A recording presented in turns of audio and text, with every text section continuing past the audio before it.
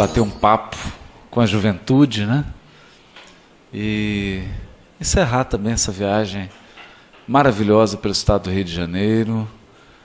Que a gente tenha a oportunidade de conhecer pessoas tão amorosas, trabalhos que já duram tanto tempo, esse movimento espírita forte, robusto, que tem uma tradição gigantesca na pátria do Evangelho. Então, para mim, é uma alegria muito, muito grande, né?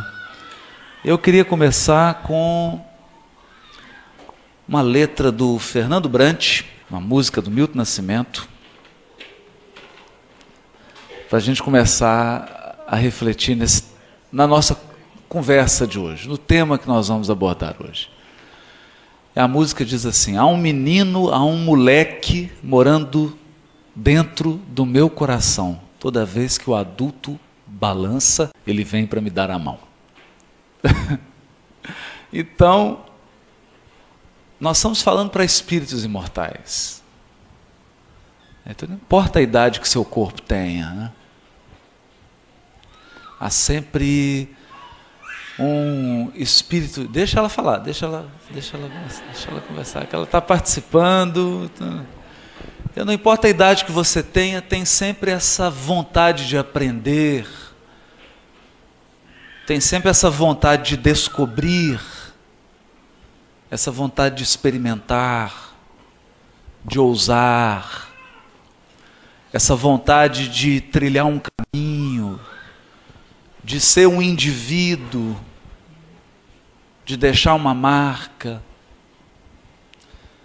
E isso não importa qual a sua idade, né? Há uma criança morando dentro de nós, de todos nós. E é por isso que Jesus disse: deixai vir a mim as criancinhas, porque delas é o reino dos céus. Nós não podemos imaginar que Jesus estava dizendo que um mundo regenerado é um mundo de criancinhas. O que Jesus estava querendo dizer é que o Evangelho tem a ver com pureza.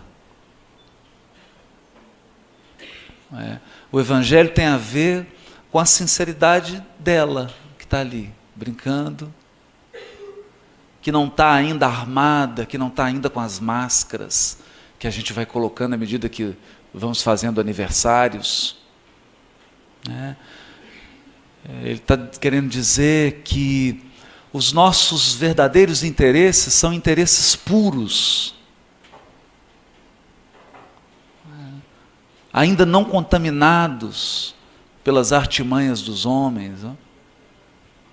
E é essa criança interior, essa criança que está dentro de nós, é que muitas vezes nos dá as mãos e nos leva de verdade para o Evangelho, para o caminho de Jesus. E hoje eu não vim aqui para fazer uma palestra, eu vim para conversar, né? E para contar uma história. O tempo passou rápido, né? Eu vou para 43, mas eu comecei com 15, no movimento de mocidade. Então, se você tem 15, 18, escuta um pouquinho as coisas que eu vou te dizer. Porque eu gostaria de ter ouvido essas coisas. Eu ouvi muitas, mas algumas coisas eu gostaria de ter ouvido. Gostaria muito de ter ouvido. E para me ajudar, eu vou chamar aqui um amigo, 2. Paulo e Timóteo.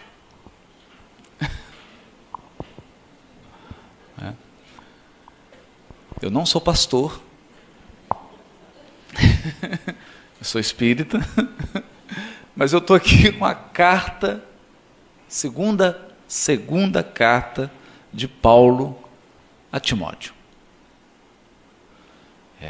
Paulo encontrou uma vovozinha, Lloyd, e essa vovó tinha uma filha chamada Eunice. E Eunice tinha um filho de 13 anos chamado Timóteo.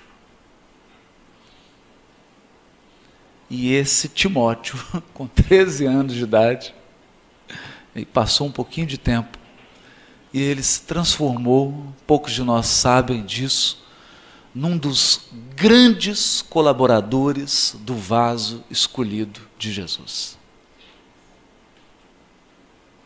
Um jovem. Não é? E aqui, tem uma coisa muito gostosa nisso aqui. Porque o Paulo está escrevendo para o Timóteo, ele está preso em Roma. E ele está no final da vida dele, da encarnação dele. Então ele escreve para Timóteo e começa a falar coisas assim, e que é um roteiro. E como eu não sou muito bobo, só um pouquinho, eu vou seguir o roteiro dele. E em cima desse roteiro, a gente vai conversar e vamos comentar algumas coisas. Então ele diz assim: a Timóteo, meu amado filho. Que coisa fantástica. Quer dizer, Paulo teve uma afeição tão grande por Timóteo, por esse colaborador, que ele, que não pôde casar, que fez um voto de fidelidade à sua noiva, rapou a cabeça no Porto de Sencreia, adota um filho. E esse filho é Timóteo. Então o que ele vai falar aqui não é uma palestra. Isso aqui não é uma pregação. Isso aqui é uma conversa de pai para filho. Uma conversa afetuosa. E numa circunstância difícil, né? Dolorosa. E aí ele diz assim: dou graças a Deus. Ele está preso e está agradecendo. Eu vou tentar explicar algumas palavras, porque isso aqui tem 2000 anos, né? E não foi escrito em portuguesa. O Rio de Janeiro nem existia. Não. Então a gente fica assim, ele usa umas expressões, uma linguagem que não é a nossa. Aí tem que explicar algumas coisas, assim. Dou graças a Deus. Eu agradeço a Deus. Dou graça e agradeço. Eu agradeço a Deus. O sujeito está preso escrevendo uma carta. Eu agradeço a Deus.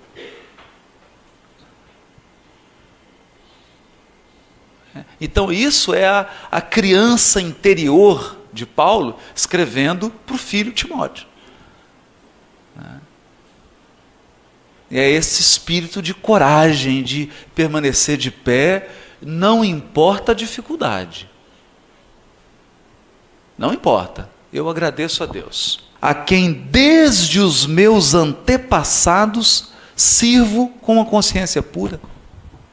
Desde os meus antepassados? Mas que conversa é essa? Ele poderia dizer assim: ó, eu agradeço a Deus a quem eu sirvo de consciência pura. Porque a gente sabe que ele era um doutor da lei, dedicou a vida inteira para a questão religiosa. Não é? Mas por que ele falou desde os meus antepassados? Por quê? Então eu vou contar um segredo para vocês. Que eu descobri. Porque eu tenho, agora, né? Eu tenho uma filha de 20 e um de 7. E agora em junho ela faz 21, ele faz 8. Então o que eu descobri? Que se eu for metade do gênio que meu filho de 7 anos acha que eu sou, e metade do idiota que a minha filha acha que eu sou, eu seria um cara acima da média.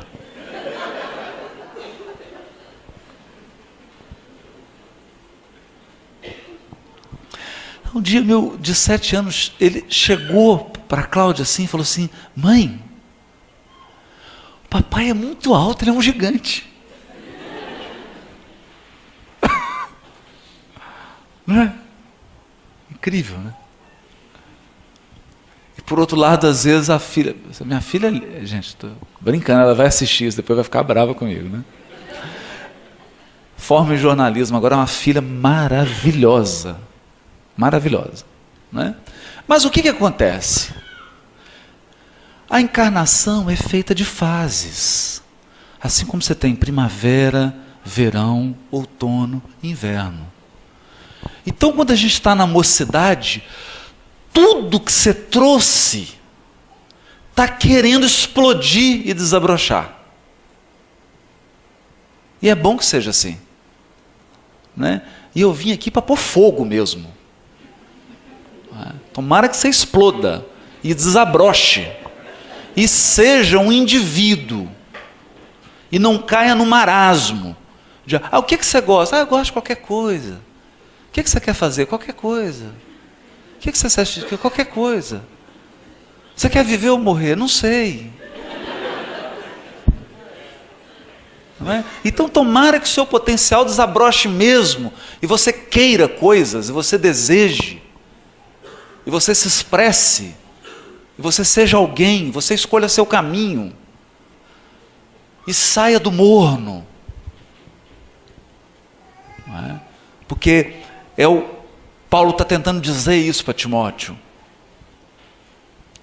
Mas tem um segredo aqui. E esse é o primeiro segredo da tarde. Tem uma lei divina. Tem uma lei divina. E você vai ocupar todas as posições. Sabe por quê? Porque a vida é uma ciranda. É uma ciranda. Então, como é que ela chama, mamãe? Como é que ela chama? Estela. E você? Marjorie. Nossa. Então, Estela e Marjorie. A Estela está ali. Ela não sabe, a Estelinha não sabe ainda. Depois ela vai assistir a gravação mais tarde, né?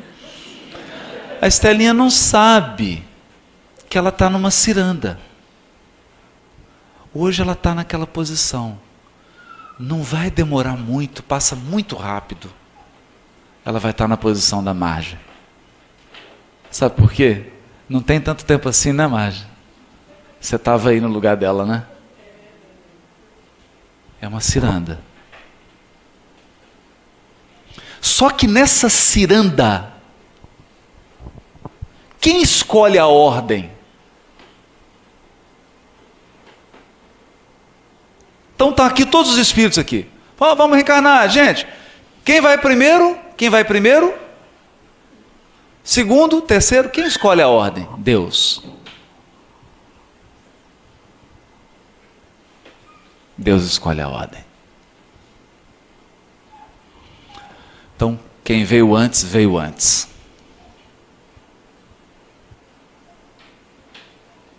Quem chegou primeiro foi porque Deus determinou. Então, primeira coisa que eu quero te dizer: para ser você, você não tem que brigar com ninguém.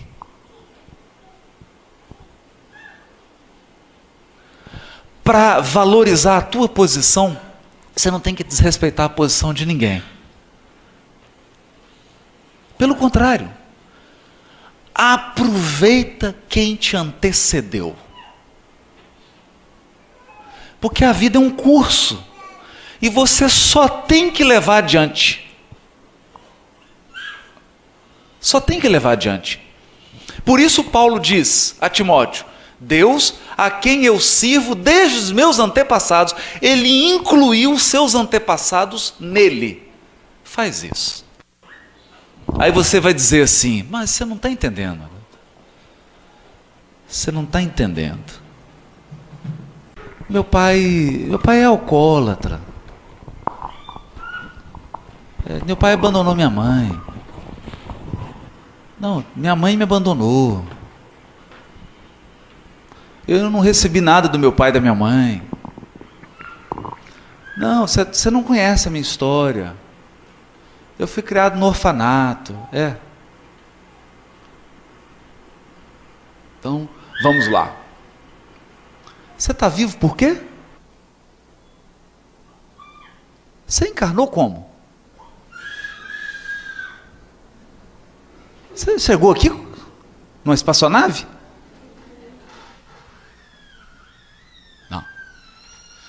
Você chegou numa nave, ela se chama útero. Uma nave aquática. E para você entrar dentro dessa piscina, 2 pessoas tiveram que se encontrar. Tiveram que se amar, nem que seja por 5 segundos. Só que não interessa o que eles fizeram nos próximos segundos. O que eles fizeram em poucos segundos foi suficiente para te dar a coisa mais importante que você tem, sua vida. Você quer mais?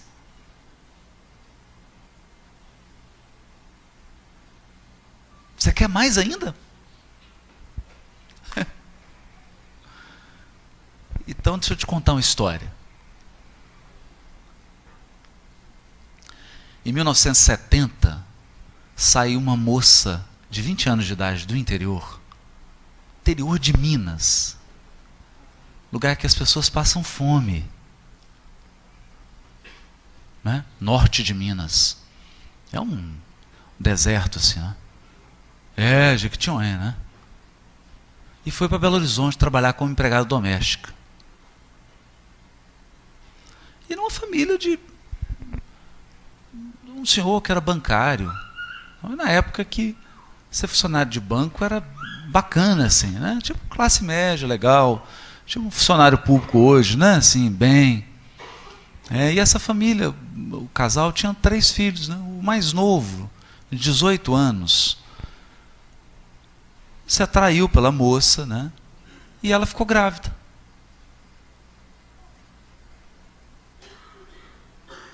Não é? E vocês imaginam, né? Década de 70, uma família tradicional, ter a empregada da casa ficar grávida. Um negócio complicado. Foi aquele escândalo na família. Mas era uma família generosa. Generosa. Dentro do possível, né? Nós temos que entender o tempo, né? Então eles pegaram esse rapaz e sumiram com ele. E a moça ficou na casa, trabalhando, mas a situação ficou muito difícil.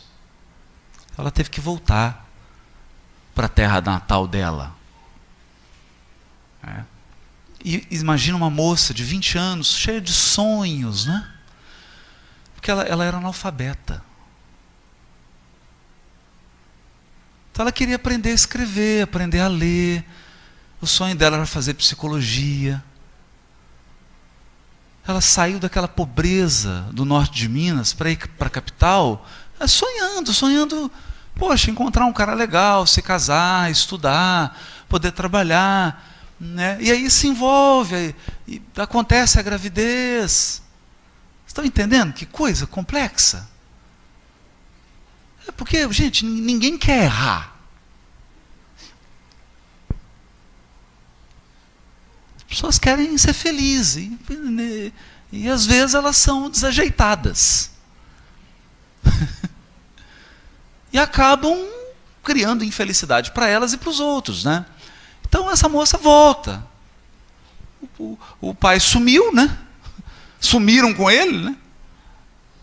Ela volta e aí as irmãs, e aí vai para a casa de um, vai cuidando daquela situação e começa a passar fome, muita fome, e acaba tendo que voltar. Quer dizer, lá ela tem o filho, não é? Nasce o filho, Haroldo Dutra Dias. E aí? Então você vai me dizer que é difícil? Você vai me dizer que é difícil? Não. Nós temos que honrar pai e mãe. Primeira coisa.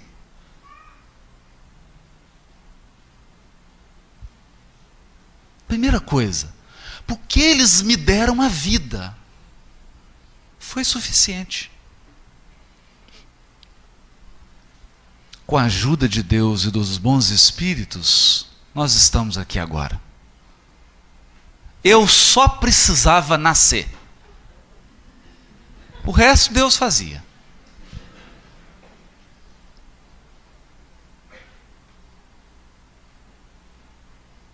Então, é por isso que Paulo fala firme.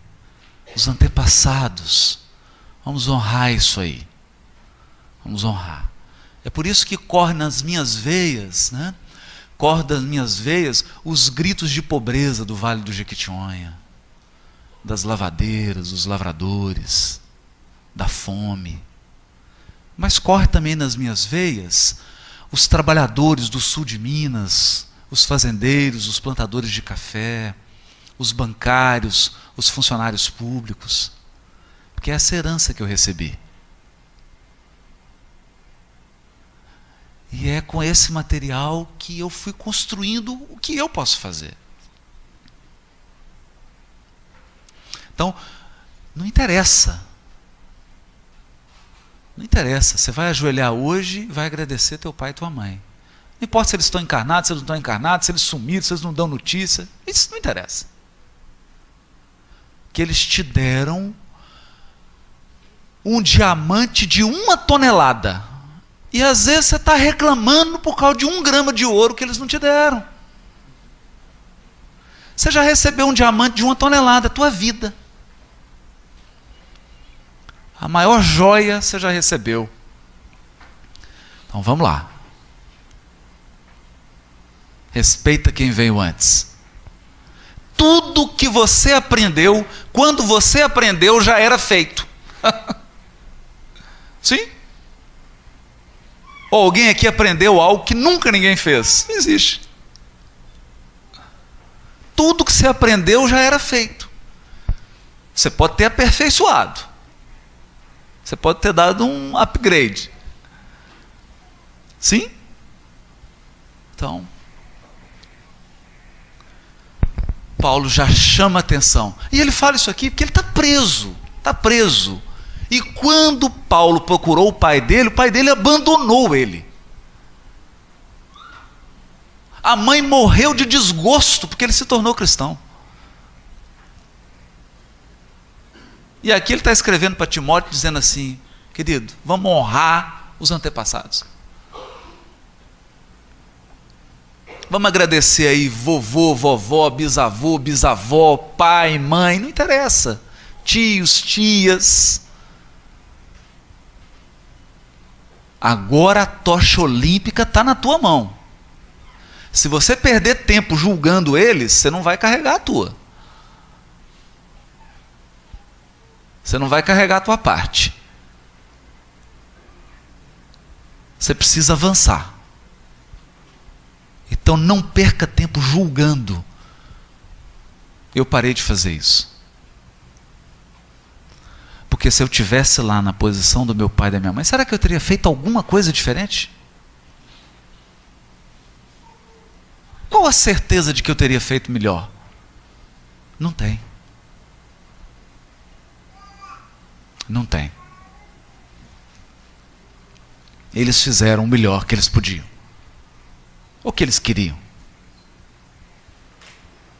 Então é a partir daqui que a gente vai. Porque Jesus escolheu uma manjedoura para nascer, para mostrar para a gente o seguinte: não importa de onde você veio. Não interessa. Importa onde você quer chegar.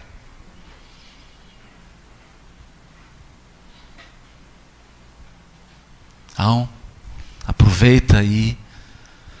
Vamos honrar o passado, reverenciar o passado, reverenciar os antepassados, pegar a nossa tocha e vamos seguir em frente. Vamos embora. Aí ele diz assim: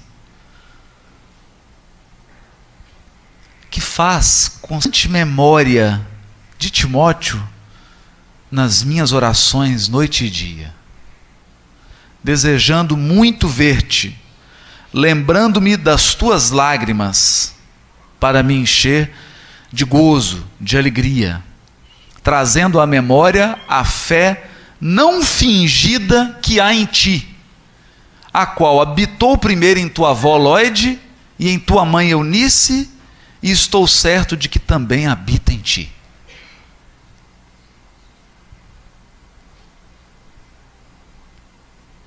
Que história é essa? Olha,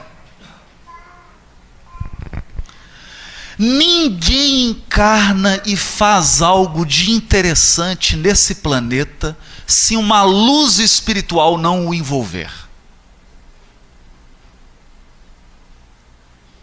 Só que ninguém é dono dessa luz. Ela é uma luz peregrina.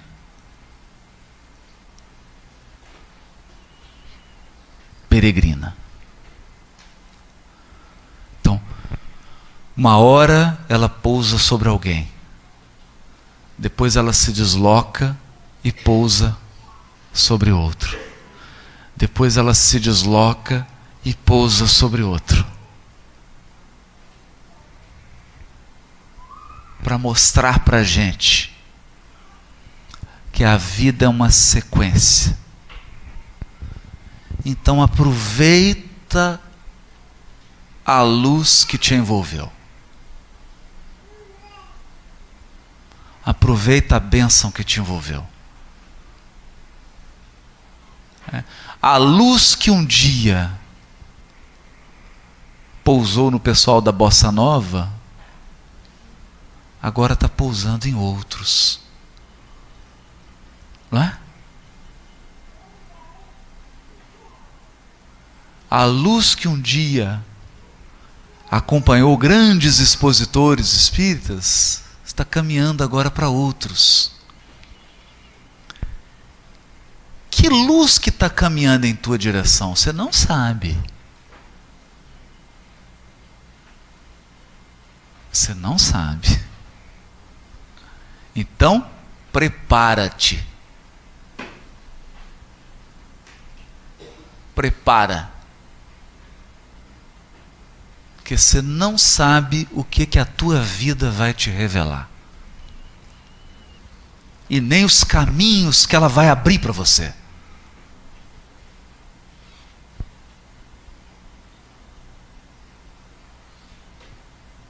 Você pode ser envolvido e ser conduzido a tarefas que você não desconfia. Mas sempre você será herdeiro. Você receberá. Gente, é uma tocha olímpica. Uma tocha olímpica. Então, a luz do futebol, a luz da música, a luz da poesia, a luz da economia, a luz do empreendedorismo, a luz da ciência, essas luzes vão mudando de morada. Um dia elas moraram em Einstein, hoje elas moram em outro lugar. Então Paulo está dizendo assim: a fé que um dia habitou na tua avó Lóide, depois habitou na tua mãe Eunice e agora habita em ti. Não é? Então, mais ou menos é o seguinte: abre o teu olho. Fica esperto. Enxerga. E te prepara.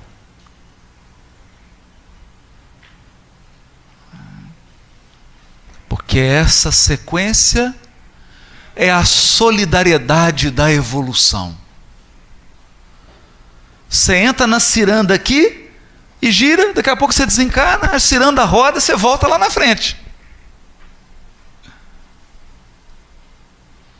Daqui a pouco você sai, a roda gira, você entra aqui de novo.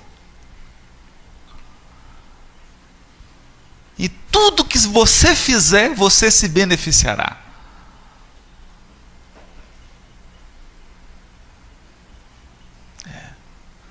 Bonito, né? Vamos Vamos lá, mais um pouquinho. Aí ele diz assim: por esse motivo eu te lembro, Timóteo, despertes o dom de Deus que existe em ti pela imposição das minhas mãos. Aí você lê isso aqui. Quando eu li isso aqui, eu tinha 16, não entendi nada. Não entendi nada. Porque sabe que, na minha ingenuidade, sabe o que eu pensei? Eu pensei o seguinte, que o Paulo chegou lá, deu um passe no Timóteo. Desperta! Né? Acorda! Aí deu um passe e você despertou o dom do Timóteo.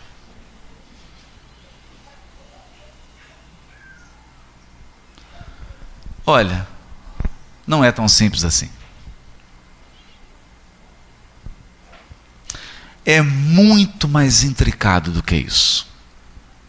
Na verdade, é o seguinte.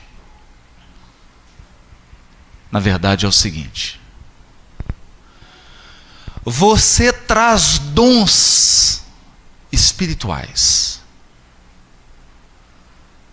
que são somatório. Agora eu estou falando linguagem da matemática. Somatório é a reunião daquilo que você conquistou com aquilo que Deus te emprestou. Então, você juntou 10 mil reais e Deus te deu 100 mil. Você tem 110. Então, 110 que você tem não é tudo teu, não. Tem investimento superior aí. E esse dom está dentro de você. Acontece que desde a hora que você nasce, Deus permite que mãos sejam colocadas no teu destino.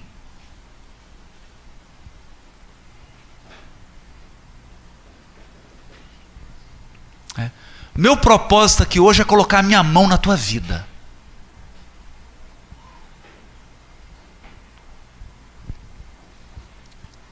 É colocar a minha mão no teu destino. É impor as minhas mãos na tua programação espiritual.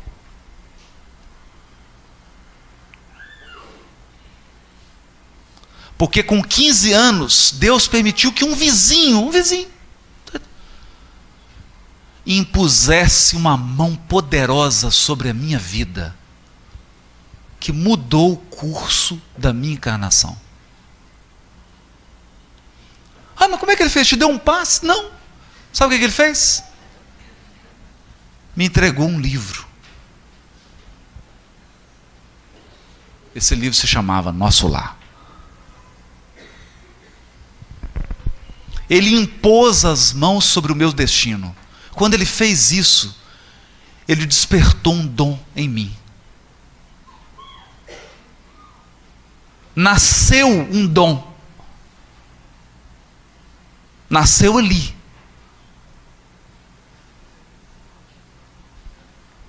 Um ano depois, um amigo, latinha, porque meu primeiro emprego foi de office boy. Então era aquela luta, né? Comia meia marmita no almoço para comer meia no jantar. Vale transporte era contado. O sujeito falou, nós temos que ir lá, vamos na reunião espírita. Eu falei, você está doido, não tem vale transporte. Não, eu tenho 2 aqui. Então, o sujeito me emprestou 2 vale transporte. Ele nem sabe o que é isso, né? Vale transporte é um papelzinho assim, ó. Estou falando que vai estar velho pra caramba, né? Olha, vale transporte era um papelzinho assim, você entrava no ônibus assim, entregava aquele bilhetinho, pequenininho, quadradinho, que ele vinha todo quadriculado assim, você destacava. Hoje é o cartãozinho, né? Você passa, negócio magnético, tá até no celular, né? Só passar na roleta já apita, né? Mas antes não. Aí você destacava assim. Então ele tinha 2 sobrando, aí você destacou, igual figurinha, pequenininho assim. Destacou 2. Eu guardei um no bolso, outro no outro para não perder, né? Senão não voltava. E peguei um ônibus e desloquei, atravessei Belo Horizonte e cheguei num grupo chamado Grupo Espírita Emmanuel.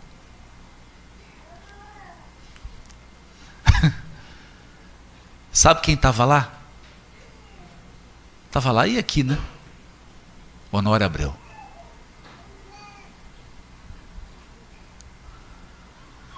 Aí esse homem pegou um giz de cera, escreveu uma passagem do Evangelho num quadro negro, quadro verde, com giz.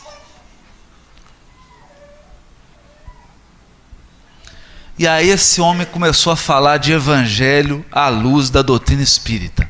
Gente, o tempo parou. O tempo parou para mim.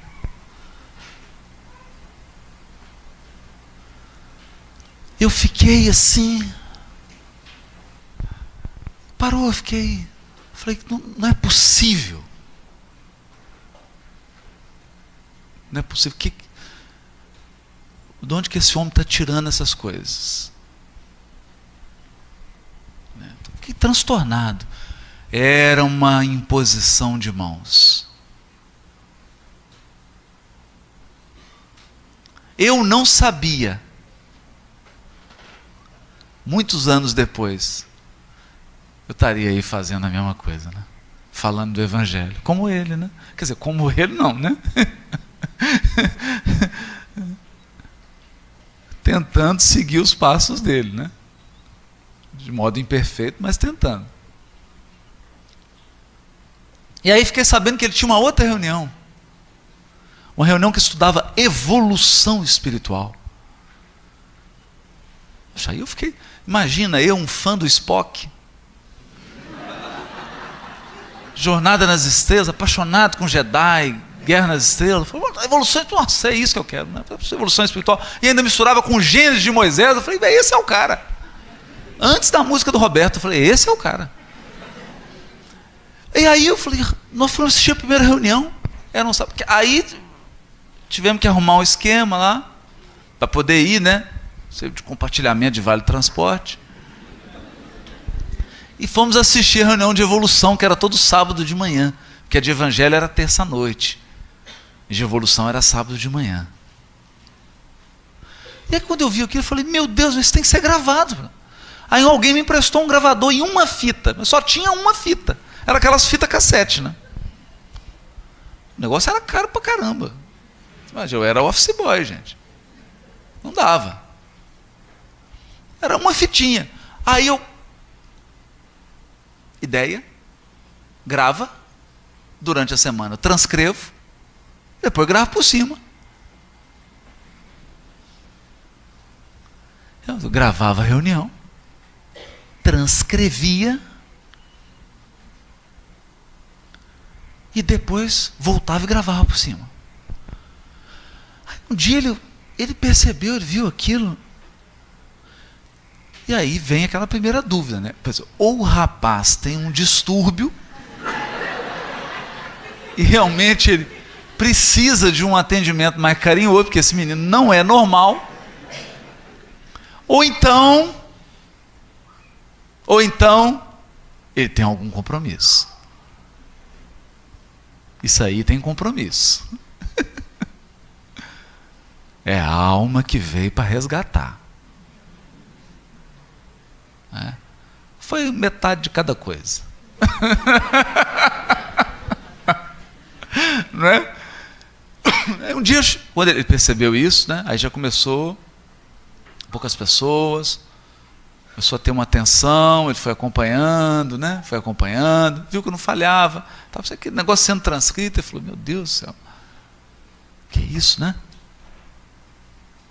E um dia eu virei para ele e falei assim, ô Sonório, só me ensina a estudar Evangelho. Ele falou assim, tal dia, você vem aqui 3 horas da tarde. Né? Aí eu já pensei, pô, mais 2 vale transporte. Consegui. 3 horas da tarde eu estava lá, ele abriu a porta, tinha ninguém no centro. Ninguém. Abriu aqueles livros, colocou em cima da mesa, nós ficamos até 6 horas, ele me ensinando a estudar o Evangelho à luz da doutrina espírita. Imposição de mãos. Despertou o dom, porque ele pôs as mãos dele no meu destino.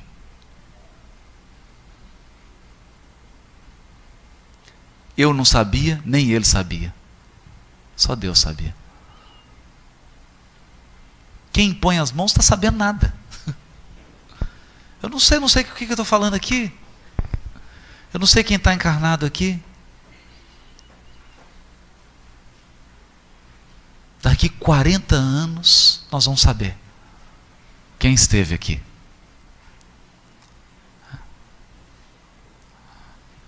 Então você vê como que a vida é misteriosamente saborosa.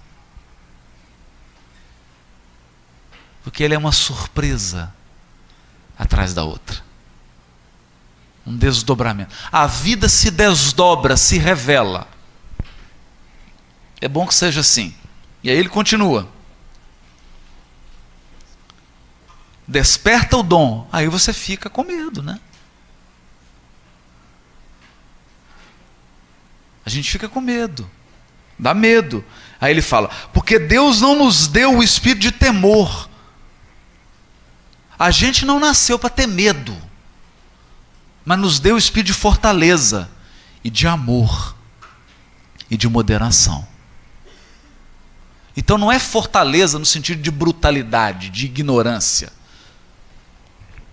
de violência. É fortaleza no sentido de resistência, de persistência.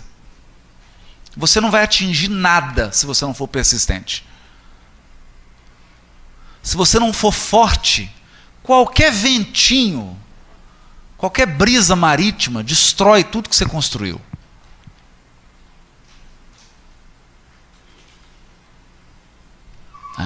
E hoje eu posso te dizer, teu maior inimigo está pertinho de você aí. Não é do seu lado, é dentro de você. A pessoa que mais pode te prejudicar é você.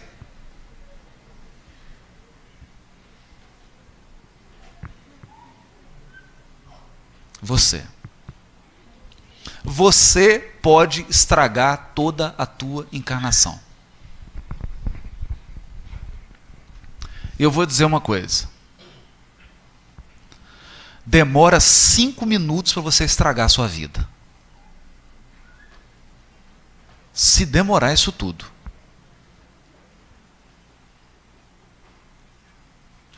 Então, pensa bem. Pensa antes de fazer. Pensa antes de tomar uma decisão. Pensa antes de dizer não. E pensa antes de dizer sim.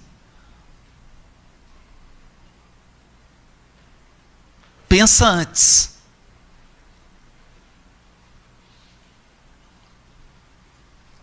Então é fortaleza, mas fortaleza tem que ter amor. E vou dizer, se você tiver amor pela vida e pelas pessoas, você já está com 70% da mão na taça.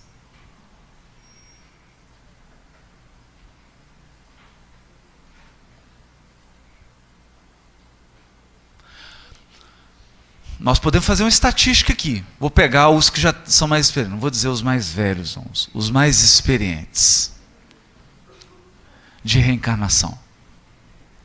A maior parte dos erros que você comete na vida é porque você não observou a lei de amor. Você foi com muita sede ao pote, pensou só em você.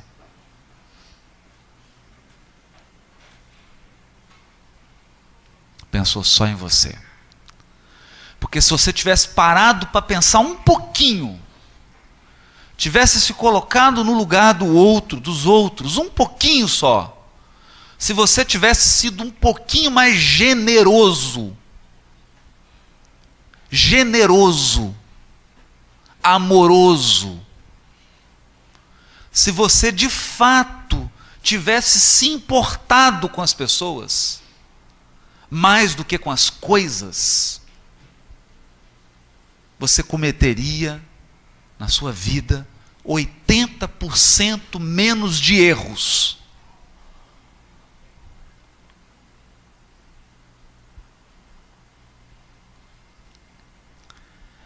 Parece simples, né? É muito complicado. Por isso que ele coloca a palavrinha moderação. Sabe por quê? O espírito humano é guloso.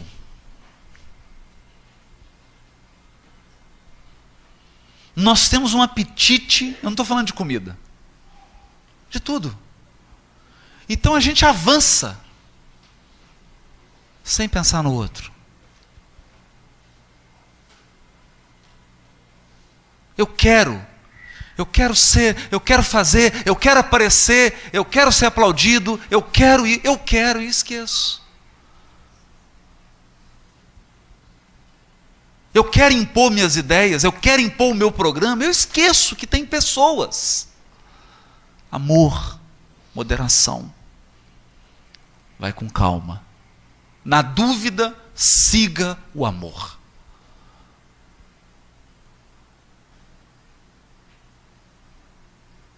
Na dúvida, siga o amor. Emmanuel diz assim no livro Renúncia: quem errou por amor já está no caminho do acerto.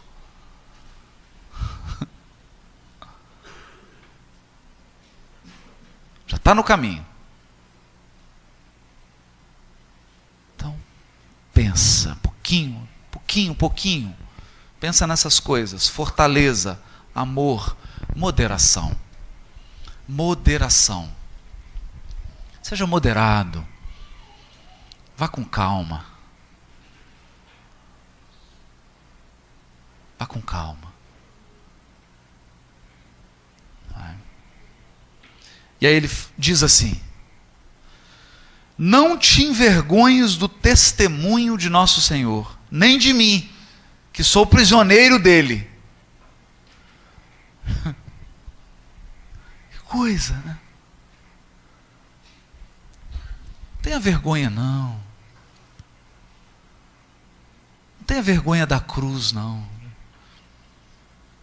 Todo sofrimento esconde uma bênção. Escuta, todo sofrimento esconde uma bênção. Quando eu completei 10 anos de idade, eu já tinha vivido com 8 famílias.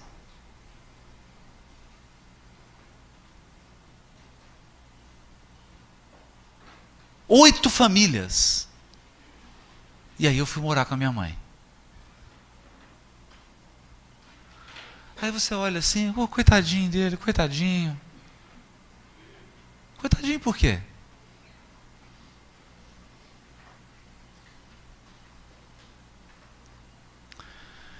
Eu não teria a flexibilidade que eu tenho hoje se não fosse essa experiência.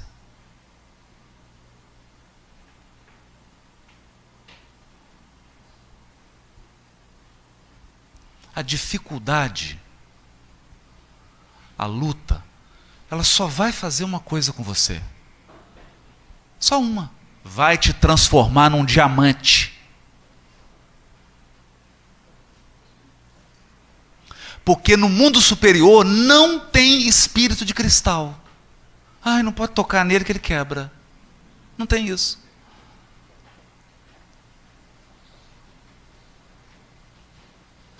Espírito puro Espírito puro é pior do que o Wolverine. Porque o esqueleto é de adamantium. Isso não quebra. Aqui tem um poder de regeneração 100 vezes superior ao do Wolverine. Por quê? Porque ele foi forjado na dificuldade. Foi forjado.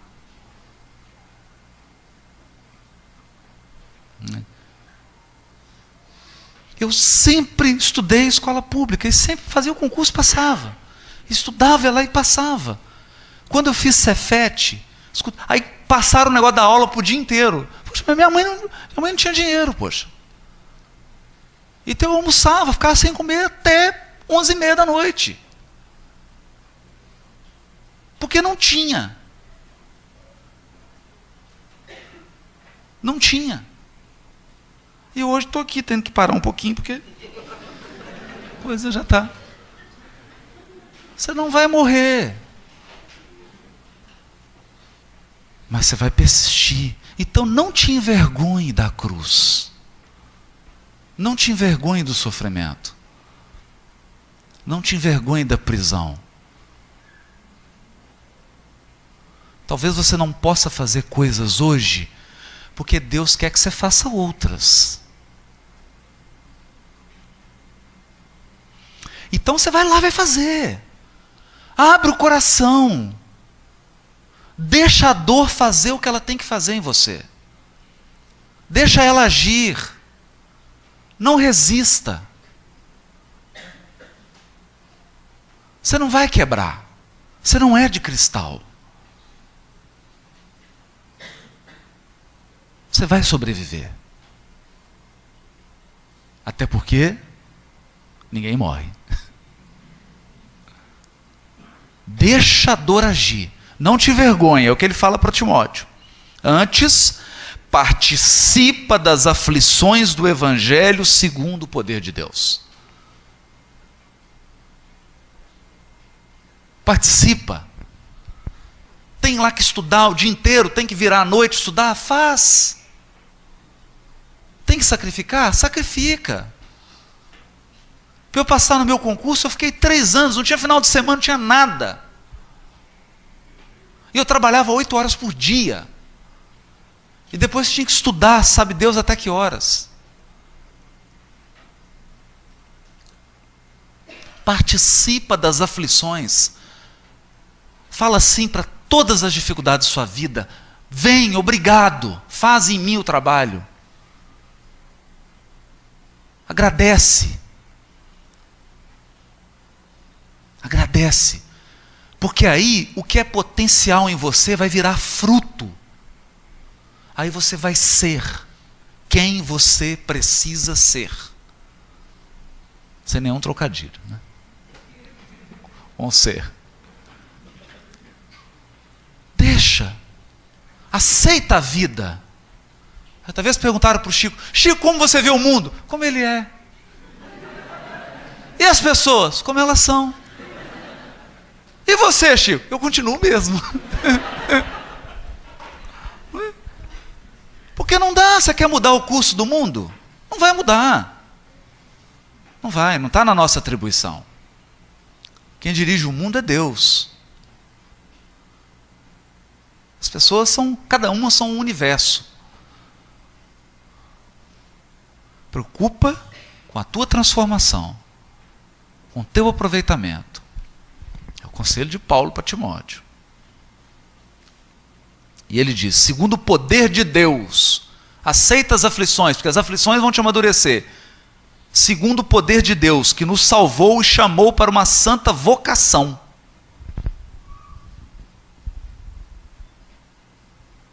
Cada ser humano nasceu com uma vocação, com um destino a cumprir. Só que tem um detalhe, gente. Tem um detalhe. Deus não mede as pessoas pelo critério dos homens.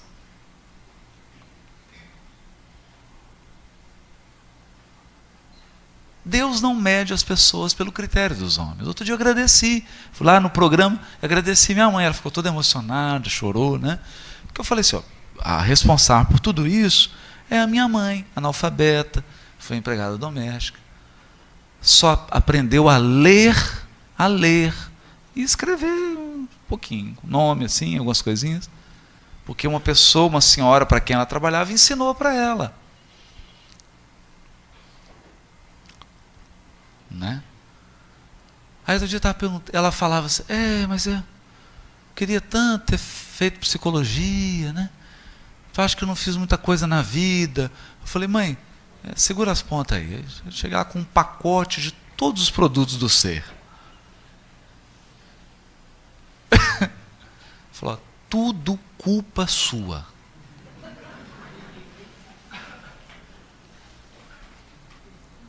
tudo culpa sua. Entende? Mas por que essa ânsia de querer fazer o que é do outro? Por que essa ânsia? Você não vai ser feliz fazendo o que é do outro. Por mais glamuroso que pareça.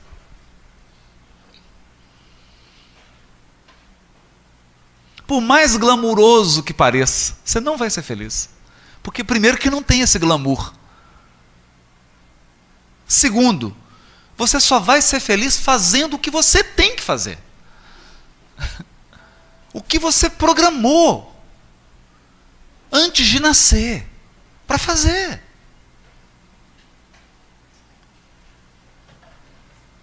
Não é? Então é bom que está aqui Marcelo, Regina, toda a equipe do C, equipe de filmagem, de testemunha. As pessoas olham, nossa, mas olha, você está parecendo um artista da Globo.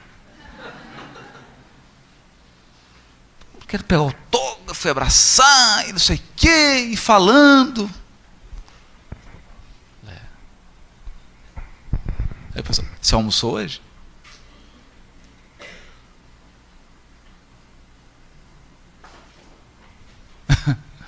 Você dormiu hoje?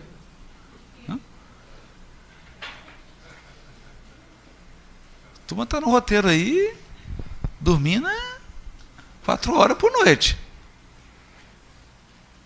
4 horas por noite. Almoçando quando dá. Jantando 1h da manhã.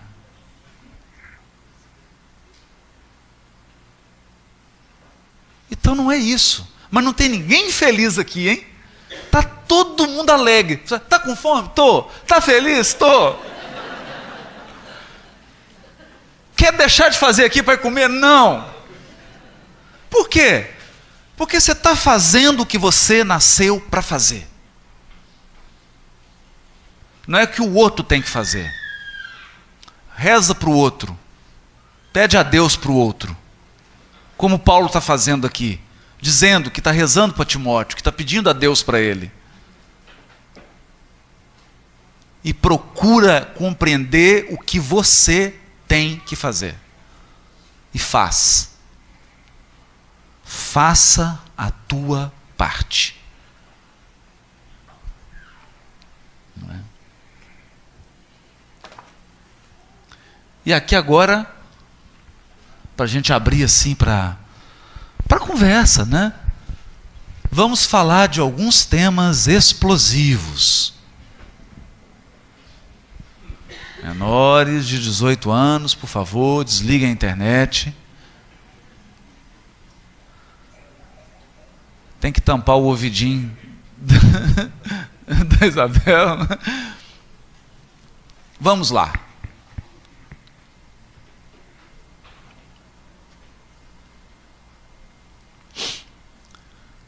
Sexualidade.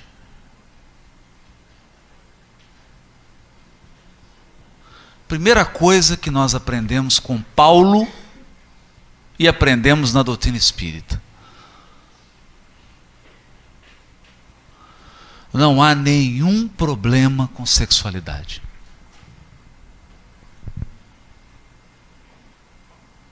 O sexo é divino. Então tira isso da cabeça.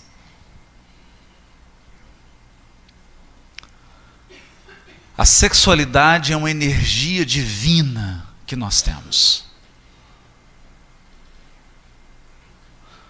Misteriosamente divina. Só que você tem relações sexuais com pessoas, não com objetos.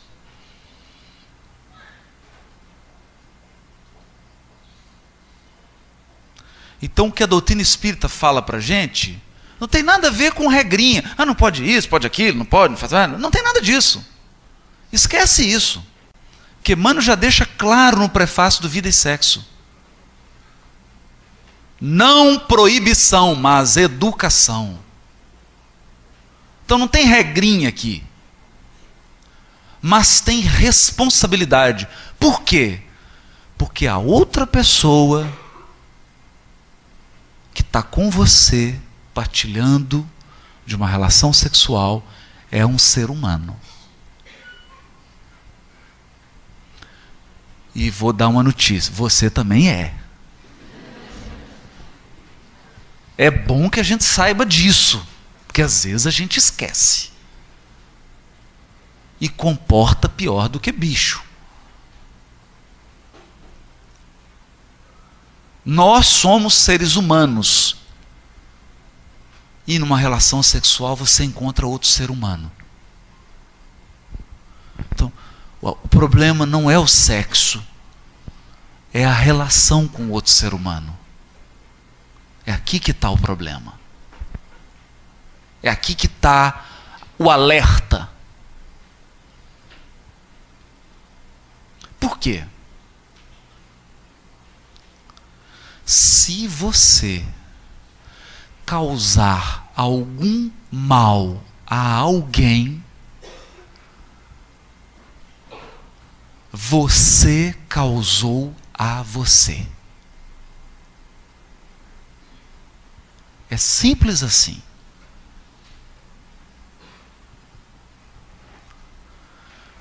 O que você fizer com o outro, você está fazendo com você mesmo daqui um pouquinho. É uma sementeira.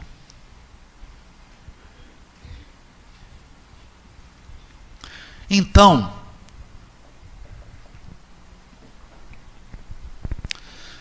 não tenha pressa para casar. E também não seja muito lento. Não tenha pressa.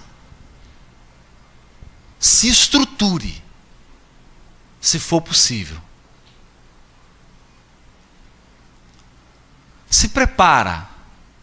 Faça o que você tem que fazer. Estuda, vai lá, resolve sua questão profissional, cuida da sua questão profissional. Não me importa se você vai falar assim, eu vou ser pescador. Bem, ótimo, é isso, está ótimo. Se você tiver certeza que é isso, e se for isso, está excelente. Mas cuida. Faz o que tem que ser feito na hora que tem que ser feito. Porque senão você vai ter que fazer fora de hora. E aí, meu amigo, a dificuldade não estava na sua programação espiritual e você criou dificuldade à toa. Porque você quis. Porque você dormiu na hora que era para estar acordado. Porque você jogou videogame na hora que você tinha que estar estudando.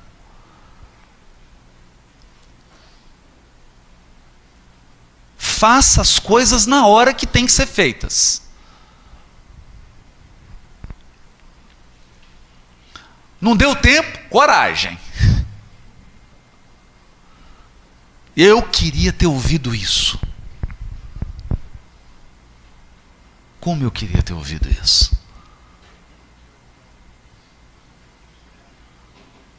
Eu fiz algumas coisas fora de hora e tive que pagar um preço caro, caríssimo. Não faz isso. Porque Deus tem um tempo de sabedoria para a nossa vida. Deus é tão bom e tão sábio que Ele deixa assim 100 gramas de dor para cada dia. Não vem tudo uma vez. É um pouquinho hoje, aí você vai dar uma chorada, amanhã é outra 100 gramas. E tem uma dificuldade que é para hoje, outra dificuldade que é para o ano que vem. Vamos devagar. Uma coisa de cada vez. Então faça as coisas no tempo que tem que ser feitas. Não tenha pressa. Não se iluda. Não se iluda. As relações sexuais são a base da sua vida. É a energia mais poderosa do espírito. Porque é a energia da criatividade, A energia da criação é a energia sexual, é a mesma. Você pode usar para ter uma relação sexual, e pode usar para fazer uma música, pode usar para falar aqui. Enquanto eu estou falando aqui, eu estou usando a energia sexual. Quando as meninas estavam cantando aqui, elas estavam usando a energia sexual. É a mesma energia. Ela é a base da vida. Mas os relacionamentos são importantes. Então, relacionamento é amor. Tudo mais vem como consequência e vem em abundância. Mas é amor. Pensa nisso. Pensa nisso. Pensa sério nisso. E fica atento. Olha. Olha. Você está cercado de exemplos. Você está cercado de exemplos de relacionamento afetivo. Você está cercado de exemplos de família. Pelo amor de Deus, pergunta, conversa. Não fica calado. Pergunta. Pergunta para alguém que tem um casamento já longo. Pergunta, chama lá. Fala, queria tirar umas dúvidas aqui. Como é que... Né? Conversa. Conversa. Que você vai conseguir deixar de passar por dificuldades que não precisavam ser passadas. Outra coisa, não descuida do teu espírito. Não desprezes a tua mocidade. É o que Paulo fala para Timóteo. Não descuida do teu espírito, gente. Tem muita gente hoje apavorada, sem rumo. Sabe por quê, gente? Porque viveu a vida inteira na superfície e agora a velhice chegou.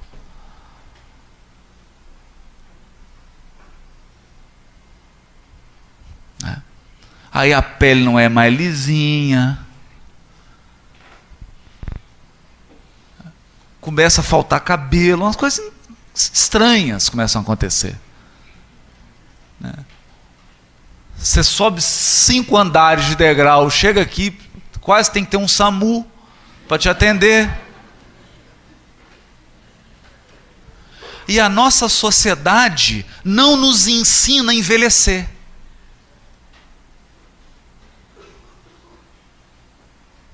Porque todos os valores da nossa sociedade hoje estão direcionados para o exterior.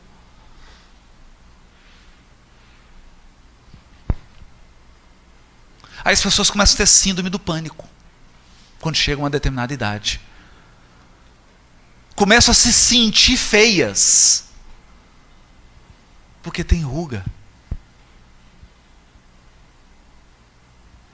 Poxa.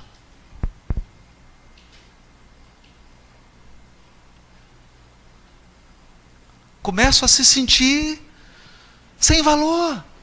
Mas qual que é o teu valor? Qual que é o teu valor? Vamos lá. Se você perder uma perna, quanto que você vale? 2. 2 pernas. Você hoje sem suas 2 pernas. Você é suas pernas?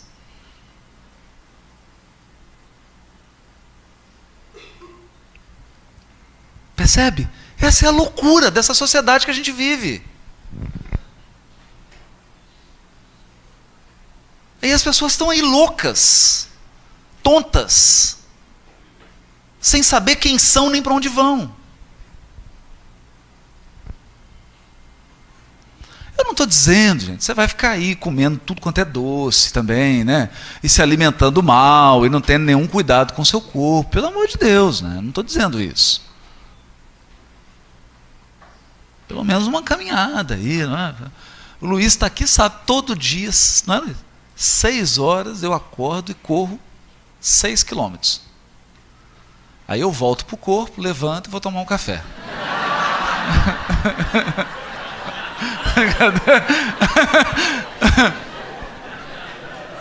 Não, mas tudo tem um sentido, olha. É a musculação do perispírito, porque o perispírito ele molda o corpo. Então você tem que malhar primeiro o perispírito. Não, brincadeira. Vou para academia, estou voltando agora, fiquei um pouquinho afastado, mas fiz as pazes de novo, estou voltando. Não é? Então tem que cuidar da alimentação, cuidar da saúde, fazer um exercício, tem que cuidar. Não é? Mas só cuidar disso, poxa, é o que Paulo diz para Timóteo: não despreze tua mocidade.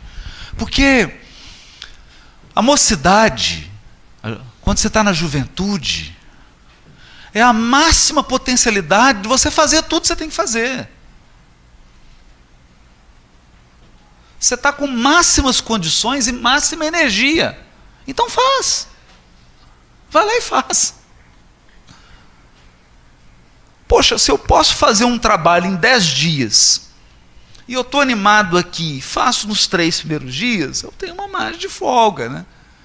Programação reencarnatória também. Se você aproveita a tua mocidade e faz intensamente, cuida de você, se prepara, poxa, já resolve um tanto de coisa. Não, vamos cuidar. Se você precisar passar por certas coisas muito difíceis, e eu vou falar algumas delas aqui, passe com o Evangelho no coração. Se você tiver que separar ou divorciar, pode ser que tenha, faça de uma maneira cristã.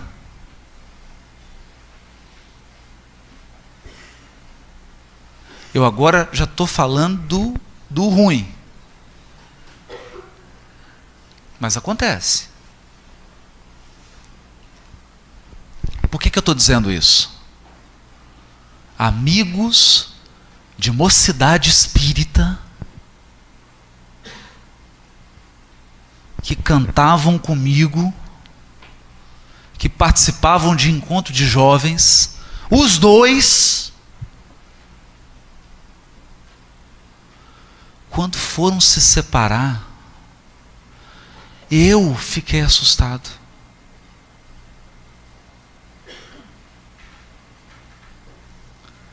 Eu fiquei assustado com tanto ódio,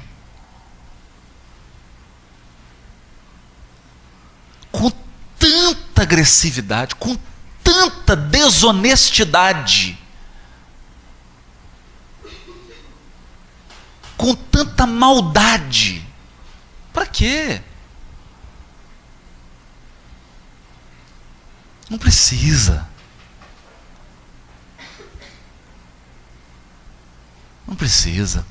Poderia ter sido de uma forma mais amorosa. Mais amorosa.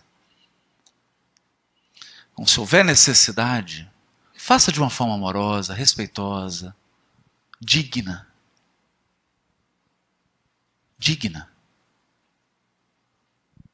Em todas as situações, em todas essas situações de dificuldade, você pode passar. Não queira imaginar que você já é um anjo. E pior ainda, não pense que as pessoas são anjos. O Chico dizia assim: cuidado para não ultrapassar o limite das pessoas. Você pode provocar situações desastrosas, porque você forçou. Então tem um quadrado. Respeita. Você me desculpe, mas o que eu vou te dizer aqui? Mas talvez seu namorado não seja um anjo. Sua namorada não seja um anjo.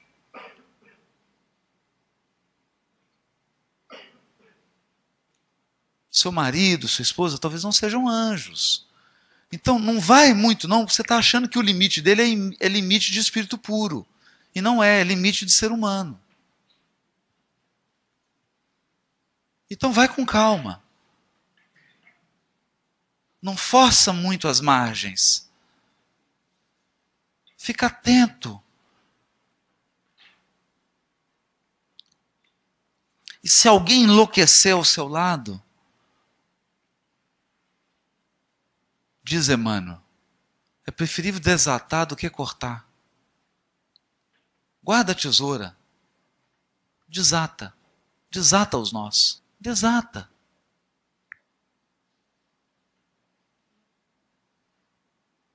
Entrega.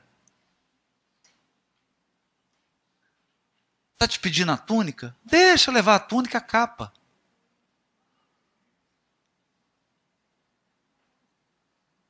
Não vá comprometer a tua encarnação por ninharia.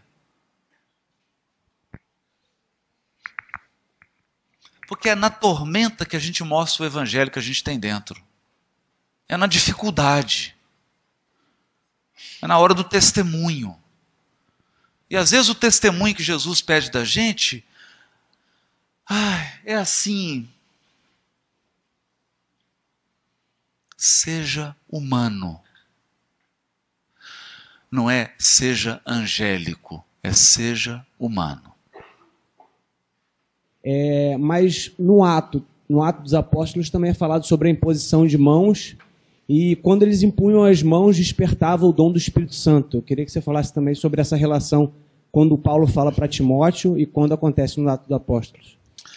Porque o que estava implicado ali é que eles se reuniam, né?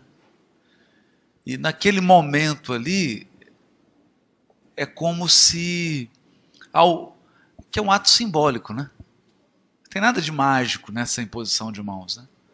Mas nesse momento simbólico ali, você imagina você num ambiente em que sentado do seu lado está João Evangelista, Simão Pedro, Barnabé, Lucas, aí chega Paulo de Tarso e impõe as mãos na sua cabeça, né? Você está num ambiente, você entrou na roda, você entrou no círculo. Aqueles espíritos que dirigiam aquela comunidade, você foi admitido como um colaborador. Você é um estagiário agora. Você está fazendo estágio. Então tinha esse sentido. Chegava o Timóteo ali e trazia, porque você imagina o círculo espiritual de Paulo. Imagina você adentrar esse círculo. Você passava a receber uma influência direta do magnetismo dele e da companhia espiritual, da falange espiritual, né? Que está em torno dele. E essa falange espiritual, ela vai acompanhando. Ela vai acompanhando. Porque a tarefa não pode parar. Então, esse sentido do ser imposto é que a pessoa foi admitida. Mas, como é que é o seu nome? Gabriel. Mas, Gabriel, tudo na vida é assim, Gabriel. Tudo na vida. Tudo que você vai fazer, você sempre está entrando em círculos. Vou usar uma linguagem carioca assim. Cara, tudo é roda de samba. Você escolhe uma profissão, é uma roda. Aí você passa no concurso, você entrou na roda. Aí a aura, a proteção espiritual, a falange daquela roda, está também em torno de você. Então tem a falange dos dentistas, dos médicos, dos catadores de lixo, dos carpinteiros, dos mecânicos. Porque isso é uma sabedoria que vai passando.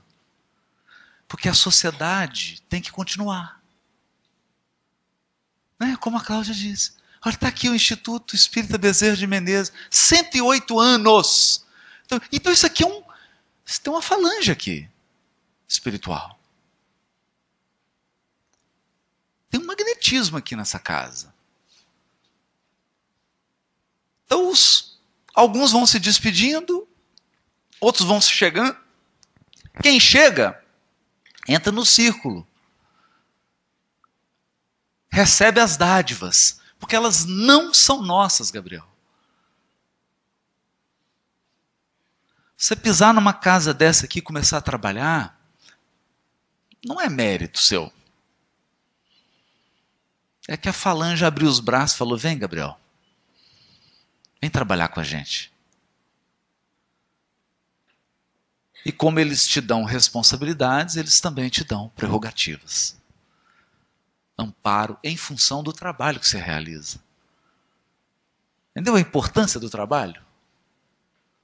E assim tudo na vida. Tudo. A nossa vida é feita de círculos. São círculos. Cada círculo tem uma energia. E assim também para o mal, hein? Para o mal também. O mal também. É o que a gente sempre diz.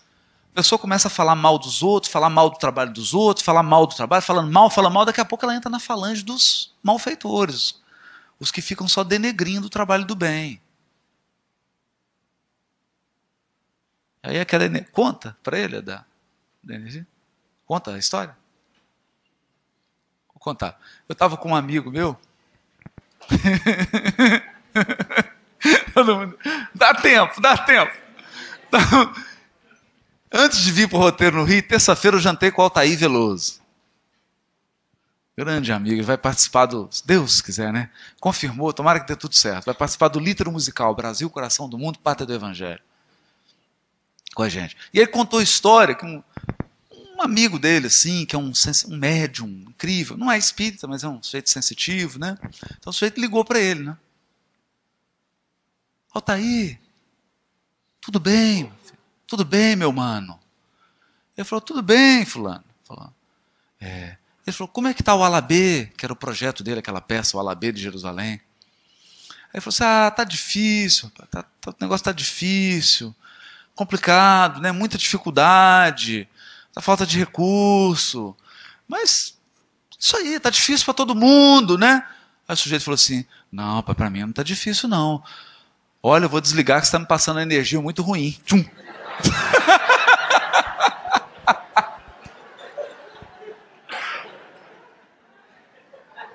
Aí, pois ele ficou atônito, né?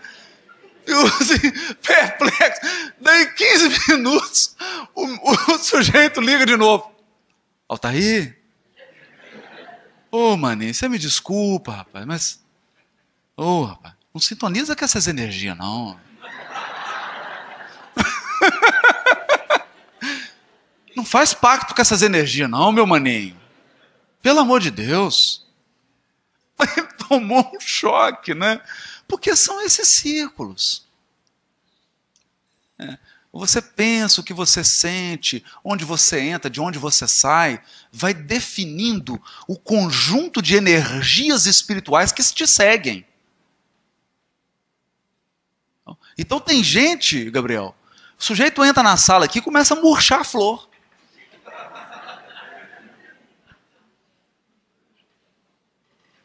Sabe lá Deus os círculos que essa criatura frequenta.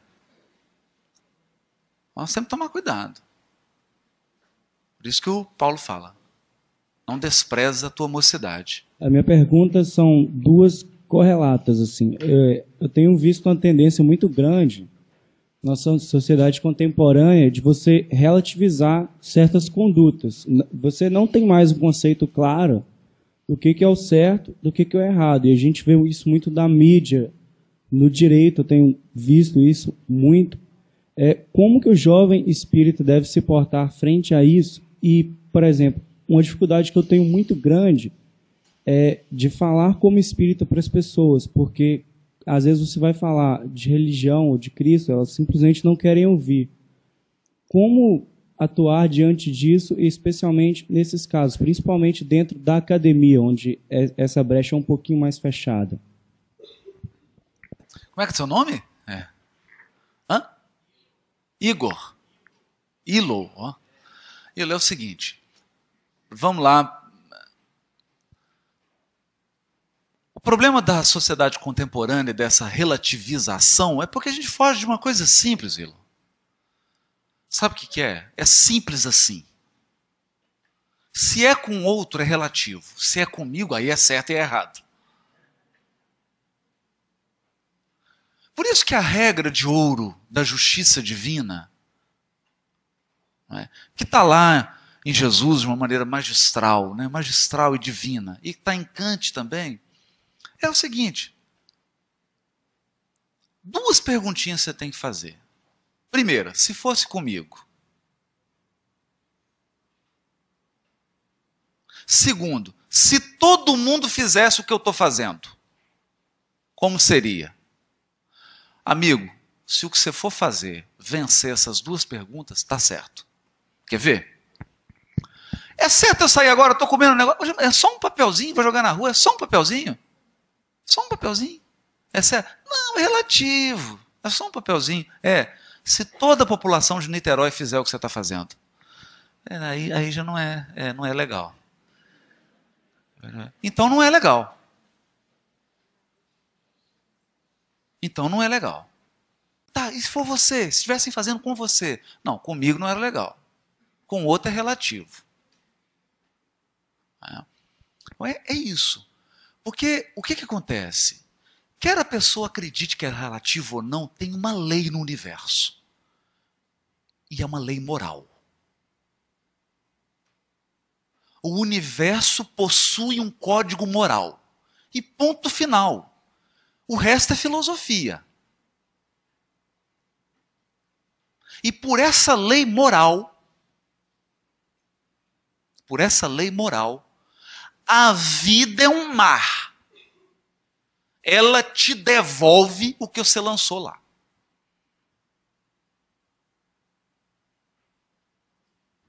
Simples assim. Se eu investir no bem, o bem vem ao meu socorro. Se eu investir no mal, o mal vai me alcançar. Como é que passa isso? Aí foi o tema do encontro hoje de manhã, de comunicação social espírita. Eu acho que a gente precisa, Bilo, ser mais sutil na nossa comunicação. Ser mais sutil. Então, o que eu tenho treinado? Não estou conseguindo ainda não. Estou treinando.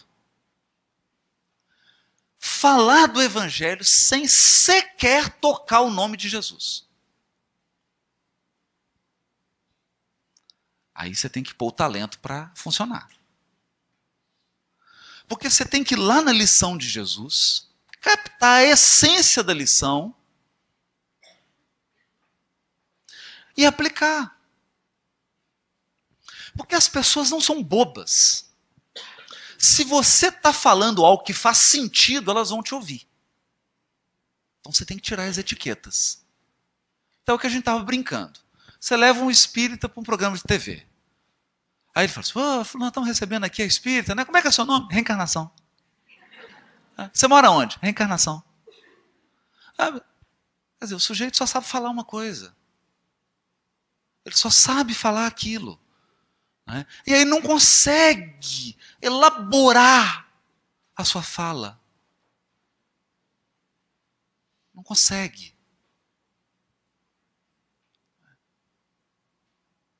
E na academia. Também. Então eu vou te dar um exemplo só. Eu vou buscar num sujeito que esse era interessantíssimo. Sócrates. Sócrates falou da imortalidade da alma. Se for lá nos escritos que Platão trouxe dele, né, de um jeito assim tão incrível. Ele disse assim: observa um ser humano. O que tem em você? Tem mineral? Tem mineral em você? Tem. Inclusive, se faltar magnésio, cálcio, é uma complicação. Correto? Correto. Tem vegetal? Tem. Tem animais aí? Tem uma flora e uma fauna? Tem. Puxa. Peraí. Quais os elementos químicos que tem em você? Todos do universo.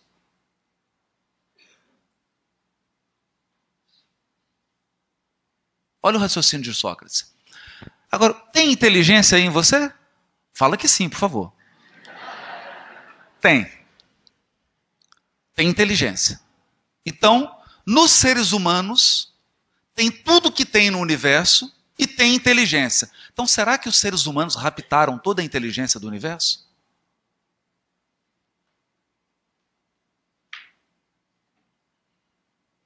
São xadrez, checkmate. Sócrates.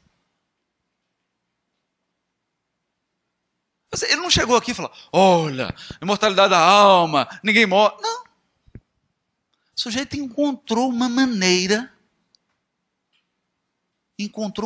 filosófica de dizer o seguinte: olha,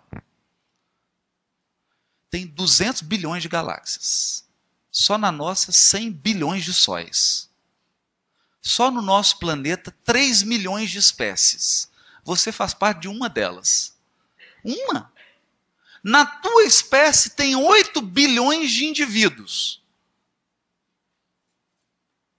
Na tua espécie, todos os elementos químicos que estão no universo estão dentro de você.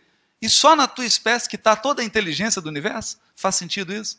Não faz. Então tem uma inteligência no universo. Sócrates falou de Deus, falou da imortalidade da alma, mas falou com inteligência. Esse é o nosso desafio. O meu desafio e o desafio da juventude aqui. Dizer as mesmas coisas com outras palavras. Encontrar maneiras de dizer as mesmas coisas. Mas quando você diz de outra maneira, você acrescenta ângulos diferentes. Por isso que o Carlos Drummond de Andrade dizia, né, poeta lá da minha terra, aprendi novas palavras e tornei outras mais belas. Esse é o desafio.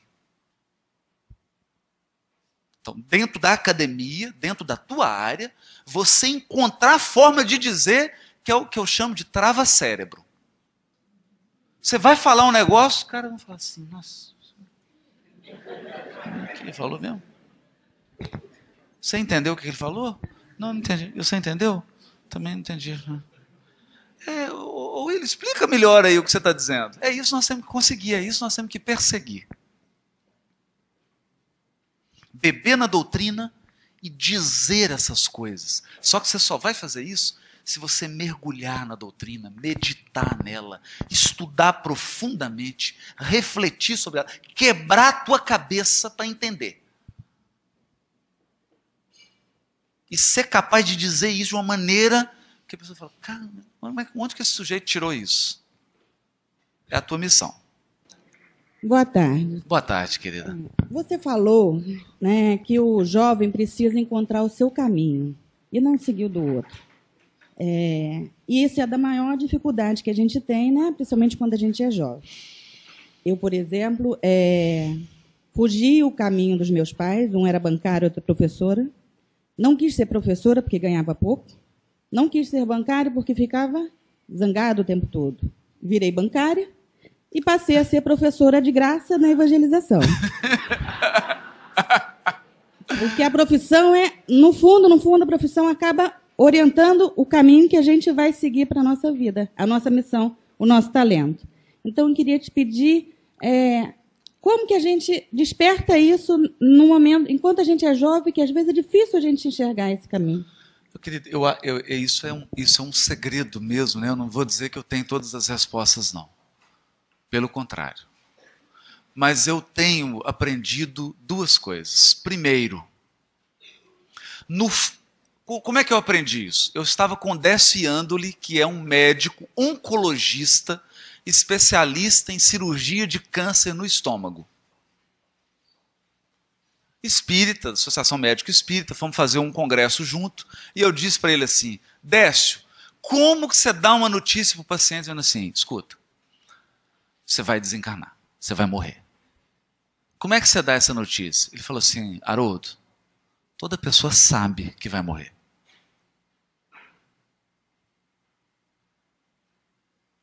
Fiquei pensando.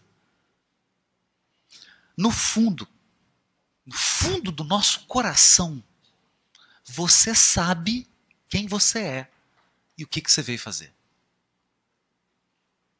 Você sabe. Se você fizer silêncio o suficiente,